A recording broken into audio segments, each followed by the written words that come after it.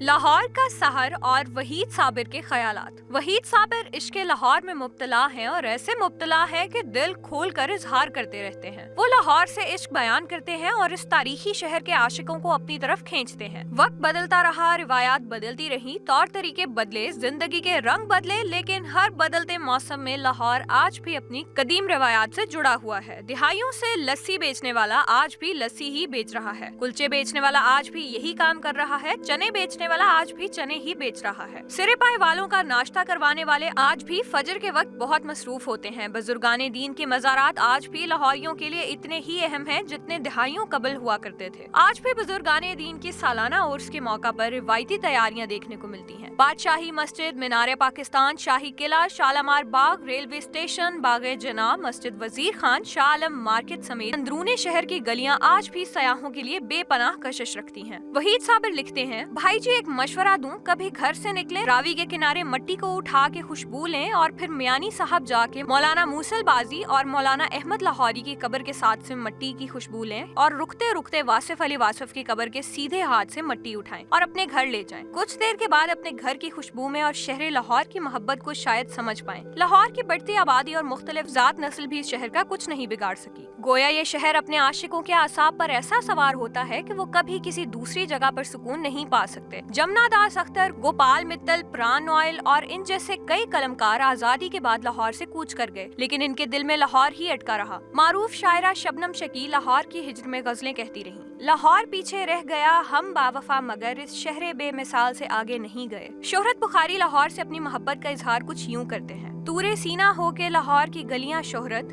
حسن ہر رنگ گریزاں ہے خبردار ہو۔ بھارتی فلمی اداکار پران اوم پرکاش، دیو آنند، یش چوپڑا اور ناول نگار ہپسی سدھو جیسے مشاہیر لاہور کے بزم سے اٹھ جانے کے باوجود اس کی طرف بار بار مڑ کر دیکھتے رہے۔ اگر یہ کہا جائے تو غلط نہیں ہوگا کہ لاہور ایک کیف و مستی کا نام ہے۔ پیدا ہونے کے لیے لاہور کے درشن کرنا بھی ضروری ہے۔ جو بھی اس شہر سے باامر مجبوری نکلا، وہ تمام عمر اس کافر حسینہ کے لیے مجنوں و فرحات کی مانند آہیں بھرتا نظر آیا۔ لاہور باغوں، کالجوں، کتابوں، ڈھابوں، بابوں، خوابوں، خرابوں سے اٹا ہوا شہر تو ہے، لیکن اس شہر بے مثل کی سب سے بڑی صفت یہ ہے کہ اس نے باہر سے آنے والے ہر کہو میں کو ہنس کر سینے سے لگایا۔ لوگ طلب علم کے لیے آئے اور عالم بن کے نکلے۔ مولانا محمد حسین آزاد کو اسی لاہور نے مستقل گلے سے لگایا۔ اس نے سیالکوٹ کے محمد اقبال کو شاعر مشرق بنا دیا۔ منشی غلام حسن کے میٹرک فیل بیٹے سعادت حسن کو منٹو کی شبیہ بخش دی۔ کالا قادر کے وکیل سلطان تتلا کے فرزند ارجمند کو فیض احمد فیض کا روپ عطا کر دیا۔ خوشاب کا احمد شاہ یہاں احمد ندیم قاسمی بن کے جیا۔ ڈبائی کے ایک بے یارو مددگار مہاجر کو انتظار حسین میں ڈھال دیا۔ امبالہ کا ناصر رضا اس کی آنکھوں کے سامنے ناصر کاظمی بنا۔ محمد منیر کو کھلے دل سے منیر نیازی کی شناخت دی۔ غرض یہ کہ دلاور علی کو مرزا ادیب، شیر محمد کو ابن انشا، قدسیہ چٹھا کو بانو قدسیہ، محمد اختر کو ساغر صدیقی، ملک واصف کو واصف علی واصف، عبدالحی کو ساحر لدھیانوی، اورنگزیب خان کو قتیل شفائی، اللہ وسائی کو نور جہاں، رگھوپتی سہائے کو فراق گورکھپوری، غلام مصطفیٰ کو صوفی تبسم کی پہچان اسی شہر طلسمات کی دین ہے۔ پھر یہ بات بھی آپ سب جانتے ہیں کہ مولانا ظفر علی خان، حمید احمد خان، حفیظ جلندری، مولانا صلاح الدین احمد، استاد دامن کرشن چندر، فکر تونسوی، کنیا لال کپور، احسان دانش، اشفاق احمد، مستنصر حسین تارڑ، حبیب جالب، خورشید رضوی جیسے اہل کمال کو علمی و ادبی عظمت اسی شہر دلپذیر کی بخشی ہوئی ہے۔ انہی ادبی فتوحات کی بنا پر یونیسکو نے حال ہی میں نہایت بجا طور پر اس شہر کو شہر ادب قرار دیا ہے۔ باقی رہ گیا کہ لاہور کی عمر کیا ہے۔ برطانوی ماہرین نے 1959 میں یہاں کھدائی کی تو انہیں یہاں سے 4000 سال پرانے مٹی کے برتن ملے تھے۔ اسی طرح محلہ مولیاں میں 2900 سال پرانے نوادرات ملے تھے۔ یہ وہ دور ہے جب ہڑپا ختم ہو رہا تھا، تو یہ بالکل صاف ہے کہ لاہور یہاں پہ شروع سے ہی آباد ہے اور یہ ہڑپا کے دور سے شروع ہوتا ہے۔ کچھ روز گزار کے جنت وچ سب درشن کر لے ہوراں دے، جدو پیلے جام انگوراں دے ایک باپے غم نال آ پری، نالے بات کہی ایک صاف کھری، ایتھے ٹشن بڑی نالے ٹور وی ہے، جو لبے ساں او دور وی ہے، پر میرے مولا دس مینوں کوئی جنت تیری ہور وی ہے، جتھے وسدے نے سب دل والے، جتھے دسدا شہر لاہور وی ہے۔ ڈاکٹر فخر عباس کا کلام۔ یہ جو لاہور سے محبت ہے یہ کسی اور سے محبت ہے، اور وہ اور تم نہیں شاید، مجھ کو جس اور سے محبت ہے۔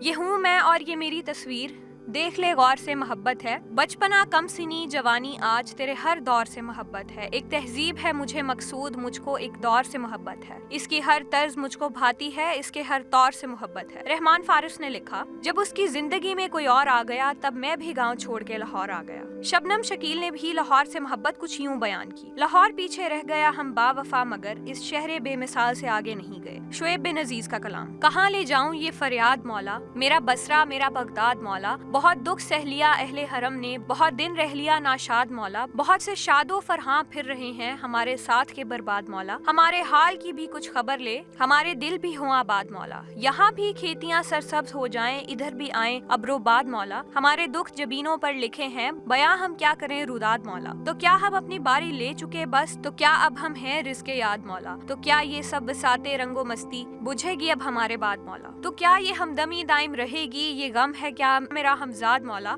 हमारे चाहने वाले हमें अब नहीं देखेंगे क्या दिलशाद मौला, ये जानो माल मेरे तुझ पे सदके, तेरे महबूब पर औलाद मौला, मेरे लाहौर पर भी एक नजर कर, तेरा मक्का रहे आबाद मौला।